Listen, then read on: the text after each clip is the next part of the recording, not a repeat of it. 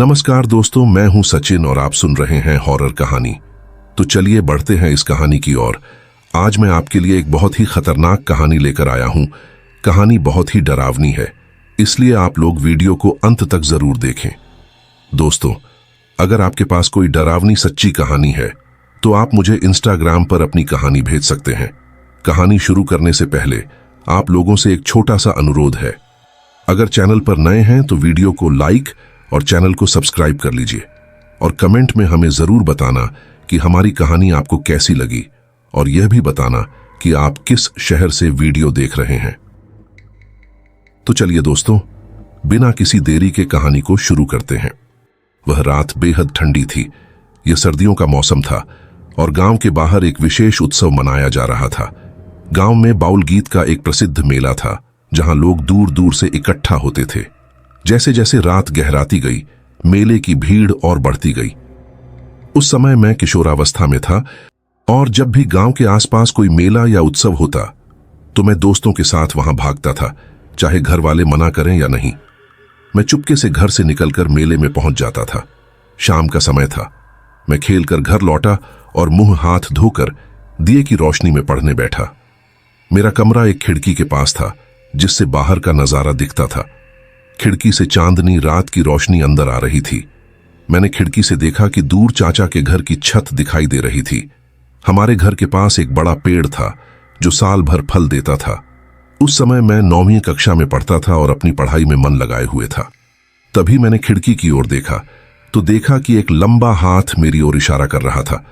उंगलियां लंबी और पतली थीं और उनकी ओर देखकर मुझे अजीब सा डर लगने लगा।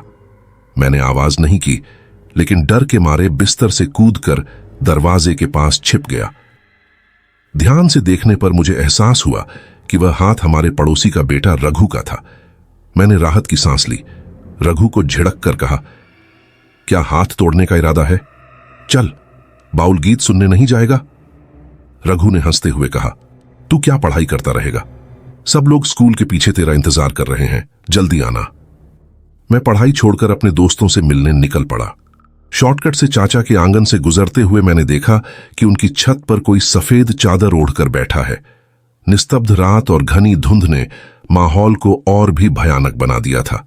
अचानक एक लोमड़ी मेरे पीछे से भागी, जिससे मैं और भी ज्यादा डर गया।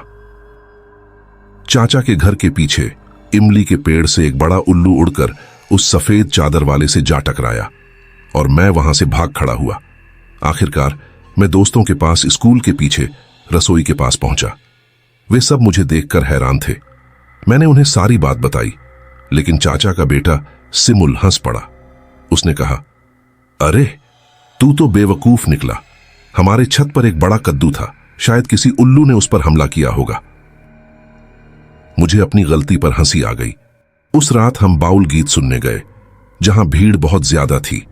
किसी तरह हम अंदर गए और देर तक बाउल गीत का आनंद लिया। रात के आखिरी पहर में जब हम घर लौटने लगे तो मेरे पापा ने हमें इशारा किया कि अब समय हो गया है घर लौटने का। हम सब चुपचाप उनके पीछे पीछे चलने लगे। पापा हमें स्कूल के पीछे वाले रसोई घर के पास ले आए, जहां से घर का शॉर्टकट रास्ता था। अचानक पापा ने देखा कि रसोई में आग जल रही है, जबकि जब हम बाउल गीत सुनने जा रहे थे तब वहां कुछ नहीं था। पापा ने खिड़की से अंदर झांका तो देखा कि एक बूढ़ी औरत बड़ी भट्टी के पास बैठी थी और एक बर्तन में कुछ उबल रहा था। पापा ने पास जाकर देखा तो पाया कि वह उबलता हुआ चावल नहीं बल्कि खून था। कमरे के कोने में 2 कटे हुए सिर पड़े थे। यह नजारा देखकर पापा घबरा गए। हमें तुरंत वहां से भागने का इशारा किया और हम सब तेजी से वहां से निकल गए। सुबह होते ही पापा ने गांव वालों के साथ उस रसोई घर को फिर से देखा। वहां की हालत देख सबके होश उड़ गए। खिड़की टूटी नहीं थी और अंदर का नजारा वैसे ही था। पुलिस को बुलाया गया, लेकिन यह समझ नहीं आया कि वह सब क्या था। दीवार पर खून से लिखा था, मैंने बदला लिया। पर यह बदला किसने और किससे लिया, यह आज तक कोई नहीं जान पाया। तो दोस्तों, यह थी आज की पहली रहस्यमयी कहानी। अब चलते हैं दूसरी कहानी की ओर। रात के लगभग 12 बज रहे थे और आसमान पर काले बादल छाए हुए थे। बिजली की चमक और गरज के साथ ऐसा लग रहा था कि किसी भी पल तेज बारिश हो सकती है। मैं अपनी बाइक लेकर एक सुनसान रास्ते पर तेजी से आगे बढ़ रहा था।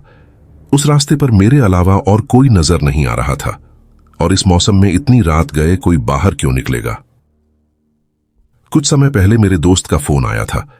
उसने बताया कि उसके पिताजी की तबीयत बहुत खराब हो गई है और उन्हें अस्पताल में भर्ती करना पड़ा है। मैं उन्हें देखने गया था और अब लौट रहा था।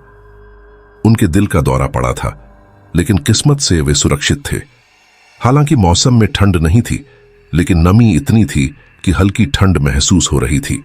मैं बाइक तेज चला रहा था, तभी अचानक आसमान से जोरदार बादलों की गड़गड़ाहट के साथ बारिश शुरू हो गई। मुझे समझ नहीं आया कि अब क्या करूं। बारिश में भीगने की आदत नहीं थी, और अगर मैं भीगता तो पक्का बीमार पड़ जाता।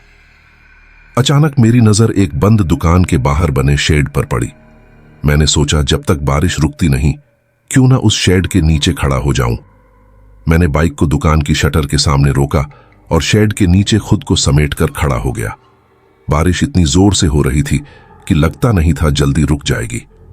मैंने बाइक के टैंक में देखा कि शायद मेरी पत्नी ने रेनकोट रखा हो, लेकिन वहां कुछ नहीं था। मुझे अब इंतजार करना था। बारिश और तेज होती गई। बादल गर्जना कर रहे थे। पूरा रास्ता वीरान था, कहीं कोई दिखाई नहीं दे रहा था। अचानक मेरी नजर सड़क के दूसरी ओर खड़े एक आदमी पर पड़ी, जो एक पेड़ के नीचे खड़ा था।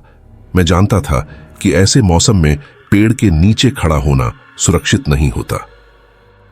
मैंने उसे आवाज लगाई, ओ भाई साहब, यहां शेड के नीचे आ जाओ, पेड़ के नीचे मत खड़े रहो।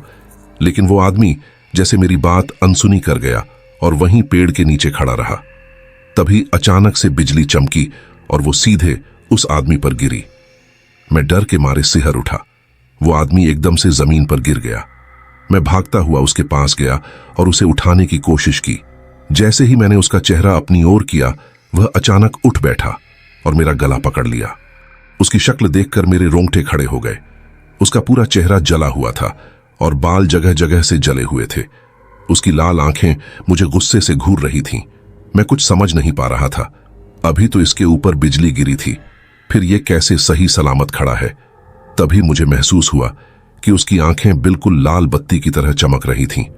मुझे समझ आ गया कि यह कोई इंसान नहीं है। इतने में उस रास्ते से एक गाड़ी गुजर रही थी। मैंने किसी तरह खुद को छुड़ाया और भागता हुआ गाड़ी के पास पहुंचा।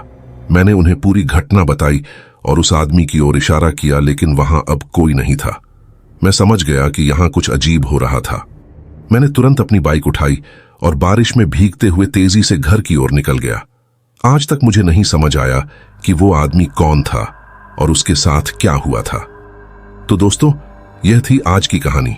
अगर आपको यह कहानी पसंद आई हो तो वीडियो को लाइक करें और चैनल को सब्सक्राइब करना न भूलें। मैं आपका दोस्त सचिन जल्द ही मिलूंगा एक नई कहानी के साथ। तब तक अपना ख्याल रखें।